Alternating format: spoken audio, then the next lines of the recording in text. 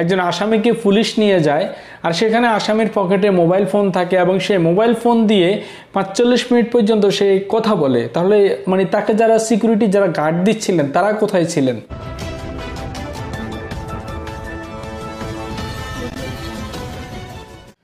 সুপ্রিয় দর্শক, আসসালামু আলাইকুম। আপনারা সবাই কেমন আছেন? নিশ্চয়ই সবাই ভালো আছেন। দর্শক, আপনারা সকলে ওসি প্রদীপকে চেনেন এবং মেজর সিনহাকে ওসি প্রদীপ নিজ হাতে গুলি করে হত্যা করেছেন, আপনারা সকলেই জানেন। বর্তমানে এই মামলাটি প্রক্রিয়াধীন রয়েছে। তো সুপ্রিয় দর্শক, এই সপ্তাহে এই মামলাটির শুনানি শুরু হয়েছে। তো এই বিষয়টি নিয়ে একটি নিউজ রিপোর্ট সাজানো হয়েছে। চলুন আগে আমরা নিউজ রিপোর্টটি দেখে আসি, তারপরে এই বিষয়টি নিয়ে আপনাদের সামনে বিস্তারিত আলোচনা করব। কাঠগড়ায় ওসি প্রদীপের ফোন আলাপ, 4 পুলিশ প্রত্যাহার। সেনাবাহিনীর অবসরপ্রাপ্ত মেজর সিনহা মোহাম্মদ রাশেদ খান হত্যা চাঞ্চল্যকর মামলার শুনানির সময় কাঠগড়ায় পুলিশের বরখাস্ত ওসি মোবাইল ফোনে কথা বলার ঘটনায় সেখানে দায়িত্বরত 4 পুলিশ সদস্যকে প্রত্যাহার করা হয়েছে। ঘটনা তদন্তে একটি কমিটিও গঠন করা হয়েছে। বুধবার বেলা 11টার দিকে কক্সবাজার জেলা দায়রা জজ আদালতে পিপি ফরিদুল আলম চৌধুরী তাদের প্রত্যাহারের বিষয়টি নিশ্চিত করেন। তিনি বলেন, আদালত চলাকালীন কাঠগড়ায় প্রদীপের মোবাইলে কথা বলার বিষয়টি সম্পূর্ণ আইনের পরিপন্থী। এ ঘটনার একটি তদন্ত কমিটি গঠন করা হয়েছে। আর এএসআই শাহাবুদ্দিন সহ 4 পুলিশ সদস্যকে প্রত্যাহার করা হয়েছে। তাৎক্ষণিকভাবে বাকিদের নাম জানা যায়নি। এই ঘটনায় ওসি প্রদীপকে সতর্ক করেছেন আদালত। তবে এ কারণে আদালতের কার্যক্রম বাধাগ্রস্ত হবে না বলে জানান পিপি ফরিদুল। গত সোমবার কক্সবাজার জেলা দায়রা জজ আদালতে মামলার প্রথম দিনের সাক্ষ্য গ্রহণের শুনানির সময় কাঠগড়ায় মোবাইল ফোনে কথা বলেন বরখাস্তকৃত ওসি প্রদীপ। এ কথা বলার একটি ছবি এর মধ্যে সামাজিক যোগাযোগ মাধ্যম ফেসবুকে ভাইরাল হয়েছে। এই ঘটনায় রীতিমতো সামাজিক যোগাযোগ মাধ্যমে তোলপাড় চলছে। ছবিতে দেখা যাচ্ছে আদালত কক্ষের কাঠগড়ার ভেতরে হাঁটু গেড়ে বসে মোবাইল ফোনে কথা বলেছেন বরখাস্ত ওসি প্রদীপ। এ সময় কয়েকজন ব্যক্তি আশেপাশে দাঁড়িয়েছিলেন।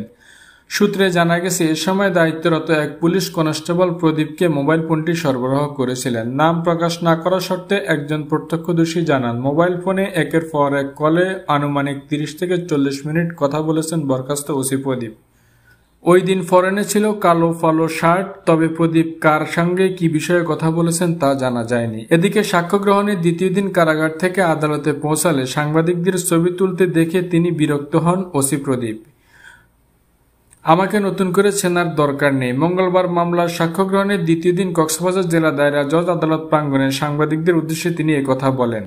এ সময় তাকে বেশ আত্মবিশ্বাসী ও চেহারা হাস্যোজ্জ্বল দেখা গেছে। প্রত্যক্ষদর্শী ও কয়েকজন আইনজীবী জানান, সাক্ষ্য গ্রহণের প্রথম দিন বরখাস্ত ওসি প্রদীপ মলিন মুখে আদালতে এলেও পরের দিন খুব আত্মবিশ্বাসী ও হাস্যোজ্জ্বল চেহারায় তাকে দেখা গেছে। মোবাইলে কথা বলার পর প্রদীপ আত্মবিশ্বাসী হয়েছে কিনা এমন প্রশ্ন অনেকের। অবসরপ্রাপ্ত মেজর সিনহা মোহাম্মদ হত্যা মামলার সাক্ষ্য গ্রহণ শুরু হয় সোমবার। বুধবার পর্যন্ত টানা 3 দিনে হত্যা মামলার সাক্ষ্য গ্রহণ চলবে। মামলার মোট 83 সাক্ষীর মধ্যে বাদী সহ 1 থেকে 15 নম্বর সাক্ষী সাক্ষ্য দেন। মামলার বাদী নিহত সিনহার বড় বোন শারমিন শাহরিয়ার ফেরদৌসের সাক্ষ্য দিয়ে প্রথম দিনের সাক্ষ্য গ্রহণ শুরু হয়। মঙ্গলবার আদালতে সাক্ষ্য দিয়েছেন শহীদুল ইসলাম সিফাত। উল্লেখ্য, 2020 সালের 31 জুলাই রাতে কক্সবাজার টেকনাফ মেরিন ড্রাইভ সড়কের শামলাপুর চেকপোস্টের গাড়ি তল্লাশি কেন্দ্র করে পুলিশের গুলিতে নিহত হন সেনাবাহিনীর অবসরপ্রাপ্ত মেজর সিনহা মোহাম্মদ রাশেদ খান। এ ঘটনা করা হত্যা মামলার ওই বছরের 13 ডিসেম্বর ওসি প্রদীপ কুমার দাস সহ 15 জনকে অভিযুক্ত করে আদালতে অভিযোগপত্র দেন তদন্ত কর্মকর্তা। যা 15 সিনিয়র সহকারী পুলিশ সুপার মোহাম্মদ খায়রুল ইসলাম। সুপ্রিয় দর্শক, ওসি প্রদীপ আদালত প্রাঙ্গণে মোবাইল ব্যবহার করে 45 মিনিটস কথা বলেছিলেন। এই বিষয়টি নিয়ে আপনারা কি মনে করতেছেন? অবশ্যই আপনাদের মন্তব্য জানাবেন।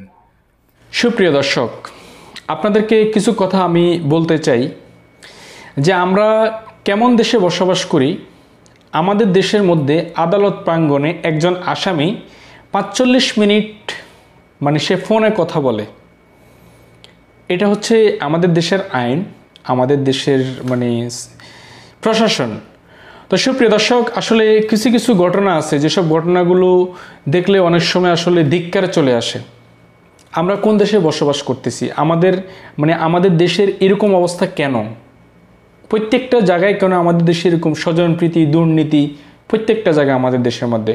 সুপ্রিয় দর্শক, আপনারা সকলে জানেন মেজর সিনহাকে হত্যা করেছেন ওসি প্রদীপ। এবং এই হত্যা মামলার বিষয়টি কিন্তু গুরুপাক খাচ্ছে, যেখানে ওসি প্রদীপের ফাঁসি হওয়া উচিত। সিনা মোহাম্মদ রাশেদকে হত্যা করেছেন, তো এই হত্যা করেছেন, আমরা মনে করি যে খুনের বদলা খুন, এটাই চাই। এই ওসি প্রদীপের ফাঁসি হোক, এটা আমরা সকলে চাই। আশা করি আপনারা এই মুহূর্তে যারা আমার ভিডিওটি দেখছেন, আপনারা যদি কেউ ওসি প্রদীপের ফাঁসি চান, অবশ্যই ভিডিও কমেন্ট বক্সে লিখবেন। তো সুপ্রিয় দর্শক, আপনারা ভিডিও নিউজ রিপোর্টটিতে আপনারা সম্পূর্ণ বিস্তারিত জেনেছেন এবং আপনারা দেখেছেন, আপনারা শুনেছেন যে ওসি প্রদীপকে যখন আদালত প্রাঙ্গণে নিয়ে যাওয়া হয়েছে, এই ওসি প্রদীপের 45 মিনিট মোবাইলে সে কথা বলেছিল, তার জন্য 4 জন পুলিশ কর্মকর্তাকে সাময়িকভাবে আদালত প্রাঙ্গণ থেকে তাদেরকে প্রত্যাহার করা হয়েছে। তো সুপ্রিয় দর্শক, এই ওসি প্রদীপ মোবাইল ফোন আদালতে কীভাবে সে ব্যবহার করবে, সে একজন আসামি, এবং এই বিষয়টি নিয়ে সামাজিক যোগাযোগ মাধ্যমে কিন্তু অনেক তোলপাড় চলছে। তো দর্শক, আমি কিছু কথা বলতে চাই এখানে আপনাদেরকে, যে আমাদের দেশের প্রশাসন, আমরা কোন দেশে বসবাস করি, যেখানে আমাদের দেশের মধ্যে মনে করেন যে একজন আসামিকে পুলিশ নিয়ে যায়, আর সেখানে আসামির পকেটে মোবাইল ফোন থাকে এবং সে মোবাইল ফোন দিয়ে 45 মিনিট পর্যন্ত সে কথা বলে, তাহলে তাকে যারা সিকিউরিটি, যারা গার্ড দিচ্ছিলেন, তারা কোথায় ছিলেন? এবং অবশ্যই আরেকটা জিনিস জানা দরকার, যেটা যে 45 মিনিটস কথা বলা হয়েছে, এই 45 মিনিটস কার সাথে কথা বলেছেন, এই বিষয়টি ট্র্যাকিংয়ের মাধ্যমে বের করা উচিত আমি মনে করি। তো সুপ্রিয় দর্শক, আসলে বিষয়টি কি বলবো, কিছু কিছু ব্যাপার আসলে আমাদের দেশে এমন কিছু ঘটনা ঘটে যেগুলো আসলে নিয়ে কথা না বললে নয়। আসলে আমাদের দেশে এখন বর্তমানে এমন একটি অবস্থা, সাধারণ মানুষ, নিরপরাধ মানুষ ম্যাক্সিমাম জায়গায় ফেঁসে যাচ্ছেন। তো সুপ্রিয় দর্শক, আর কি বলবো, আবার হাজির হবো নতুন কোনো প্রসঙ্গ, নতুন কোনো ভিডিও নিয়ে। সে পর্যন্ত সবাই ভালো থাকবেন, সুস্থ থাকবেন। আল্লাহ হাফেজ, আসসালামু আলাইকুম।